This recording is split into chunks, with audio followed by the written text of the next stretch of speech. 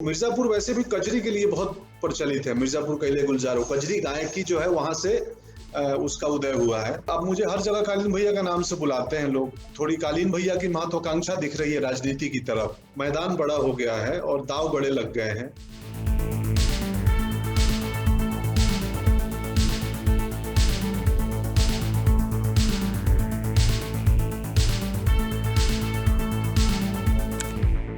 Hello and welcome. मैं हूं पराग और इस समय मेरे साथ आप देख ही रहे हैं बड़े कद्दावर से अभिनेता पंकज त्रिपाठी मेरे साथ हैं।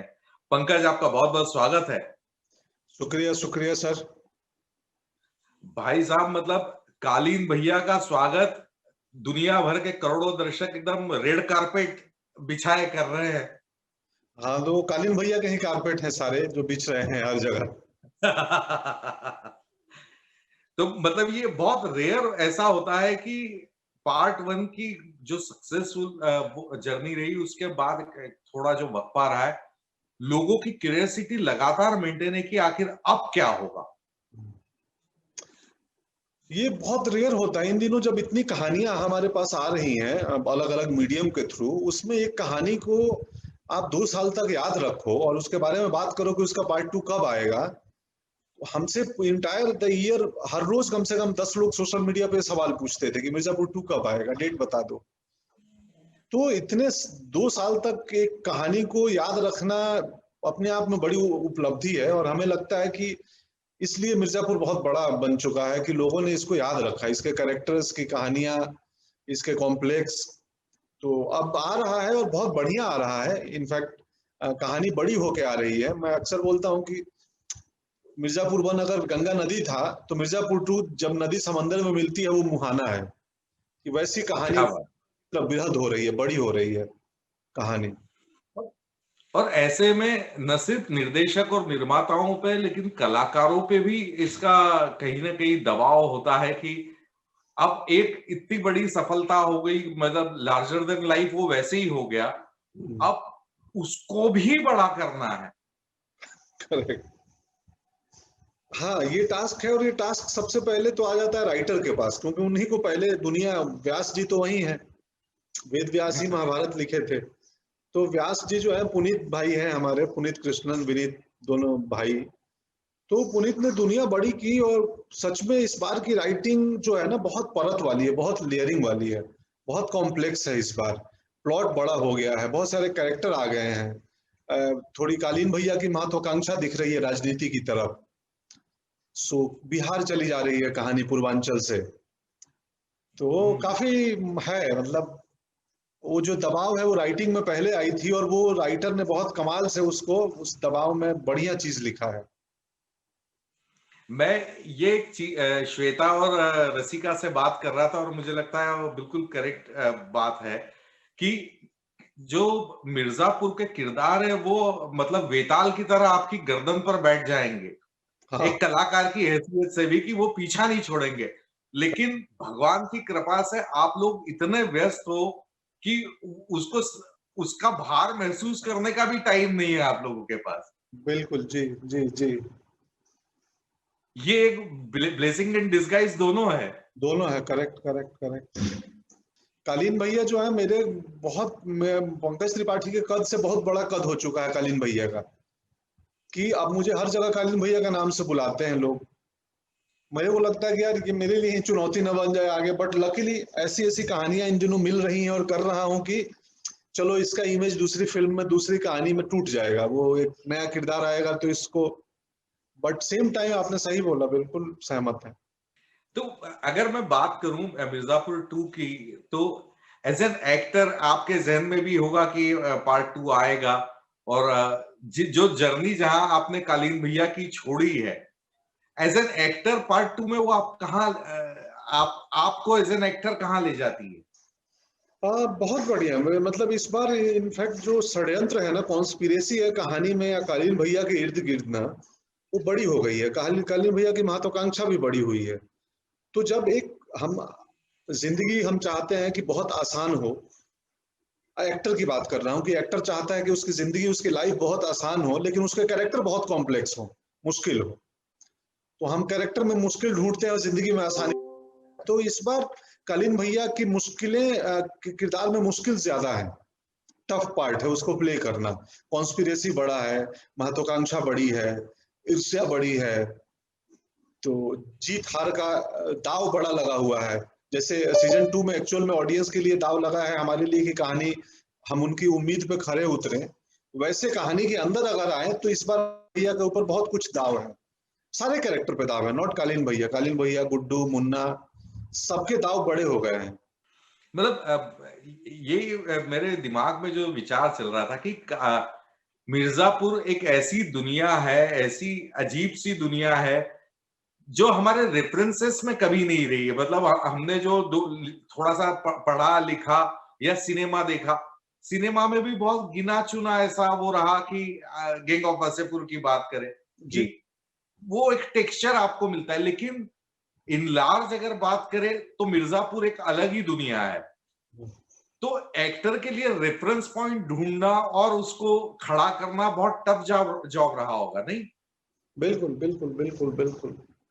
मतलब आप क्या होता है, बड़ी अच्छी बात की आजकल रियल लाइफ बहुत फिक्शनल दिखती है। कई बार आप रियलिटी को देखने जाओ, आजकल तो रियलिटी बहुत फिक्शनल लगती है, और इधर फिक्शन में हम रियलिटी ढूंढ रहे हैं। फिक्शन जो है वो ज्यादा रियल लग रहा है। तो मिर्जापुर वैसे भी कजरी के लिए बहुत प्रचलित है, मिर्जापुर कैले गुलजारो, कजरी गायकी जो है वहां से उसका उदय हुआ है, और बहुत ही स्नेही, मधुर और उम्दा लोग होते हैं मिर्जापुर में। तो बट सेम टाइम पूर्वांचल में कहीं ना कहीं हम जाने अनजाने ये ऐसी दुनिया तो है ही, और चूंकि ये दुनिया क्राइम की दुनिया ऊपरी तौर पे दिखती नहीं है, कहीं अंडरग्राउंड होती है, रहस्य बहुत होता है, तो वो शायद ऑडियंस को भी और ये करता है, अट्रैक्ट करता है कि यार ये दुनिया है क्या, इसको देखा जाए, अंदर चल के जाना जाए कि ये दुनिया कैसे वर्क करती है। भले मिर्जापुर हमारे सीरीज की दुनिया फिक्शनल है, बट कहीं ना कहीं उसका वास्ता तो है रियलिटी से, और वो वैसी रियलिटी से वास्ता है जो सरफेस पे नहीं दिखती है, जो कहीं अंडरग्राउंड है, इसीलिए तो अंडरवर्ल्ड बोलते हैं। तो वो एक तो जहां पार्ट 2 में बड़ा बगावत सा के सुर आ गए थे, क्या वो बगावत अब बड़ी हो रही है या किस तरह से ये सारा आगे बढ़ेगा मामला? बहुत ही रोचक बढ़ेगा, बहुत ही रोचक बढ़ेगा, बगावत भी होगा, प्यार भी होगा, षड्यंत्र भी होगा, ह्यूमर भी है बहुत। चूंकि मिर्जापुर की एक खास बात है कि वो क्राइम ड्रामा और ग्रिटी ड्रामा होने के संग संग ह्यूमर एक सीजन 1 में बहुत पसंद किया था लोगों ने, थ्रू आउट द सीरीज था, सो इस बार वो भी है। तो एलिमेंट सारे मिर्जापुर 1 वाले हैं, बट सेम टाइम खेल बड़ा हो गया है, मैदान बड़ा हो गया है, और दाव बड़े लग गए हैं। सो देखते हैं 22 की रात को, तो 23 को तो हंगामा होगा ही। क्या बात पंकज, मतलब आप जो भी किरदार निभाते हैं वो सहजता से लोगों के दिलों में उतर जाते हैं। ये आपका क्या ड्राइविंग फोर्स है क्या as an actor? What is your key, what is आपका मंत्रा क्या है? दादा सच पूछो तो मुझे भी नहीं मालूम है। अब मैं, आप सवाल किए हो तो मैं, मुझे कुछ ढूंढ के बोलना पड़ेगा, बट सच्चाई ये है कि मुझे मंत्रा मेरे को भी नहीं मालूम है। मुझे इतना मालूम है कि बहुत ईमानदारी से, बहुत सालों से, जब से मैं देख रहा था ओम साहब को, ओम पुरी को, उसके बाद इरफान भाई को, तो मुझे लगता था कि अभिनय कुछ ऐसा होना चाहिए यार, जिसका असर ऐसा हो। बट मुझे मालूम नहीं कि वो शायद प्रोसेस चल रहा था बैक ऑफ द माइंड, हम एक्सप्लोर कर रहे थे, काम कर रहे थे अपनी क्राफ्ट को लेके। लेकिन पूछो कि वो टूल्स क्या है तुम्हारे, तो मेरे लिए भी बताना मुश्किल है कि क्या है। मोटे मोटे तौर पे मैं ध्यान देता हूं कि यार नीरस ना हो, कि मुझे मालूम है कि हम कितनी भी बड़ी से बड़ी बात करेंगे, अगर नीरस हो जाएंगे तो कोई नहीं सुनेगा। तो लोगों को सुनाने के लिए जीवन में रस, बातों में रस का होना बहुत जरूरी है। ये माना जाता है कि एक्टिंग मतलब कैमरे पे कॉन्फिडेंट होना। उनके लिए मैं जरूर ये सवाल पूछना चाहूंगा कि एक्टर का अपना प्रोसेस होता है, जैसे डॉक्टर ऑपरेशन सीखता है, इंजीनियर डिजाइन सीखता है, वैसे एक्टर भी अपना प्रोसेस पूरा सीखता है। तो ये सवाल मैं आपसे जरूर पूछना चाहूंगा कि शुरुआती दौर में आपकी छलांग मान लो 1 किलोमीटर लगती है, लेकिन बाद की छलांग एक एक फलांग की लगती है, ऐसा क्यों होता है? अब मुझे याद है कि बिरजू महाराज को एक बार मैं कमानी ऑडिटोरियम में देख रहा था, और महाराज जी आए और बैठ गए, और बैठ के और उन्होंने सिर्फ डांस नहीं किया, मुद्राएं की, मुखाभिनय किया सिर्फ।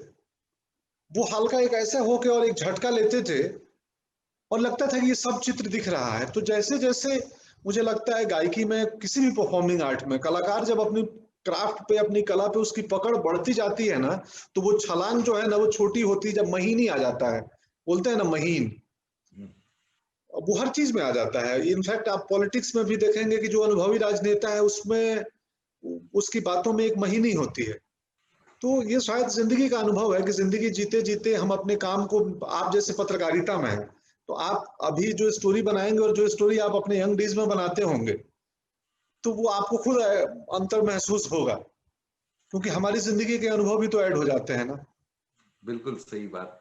चलते चलते पंकज, ये जरूर मैं दर्शकों के लिए पूछना चाहूंगा कि एक जीस्ट में आप अपने चाहने वालों को बताइए कि क्या ऐसी चीजें हैं जो मिर्जापुर टू, हालांकि वैसे ही क्यूरियोसिटी है, बताने की जरूरत नहीं, फिर भी एक क्या क्या उम्मीद लेके देखे हैं मिर्जापुर टू?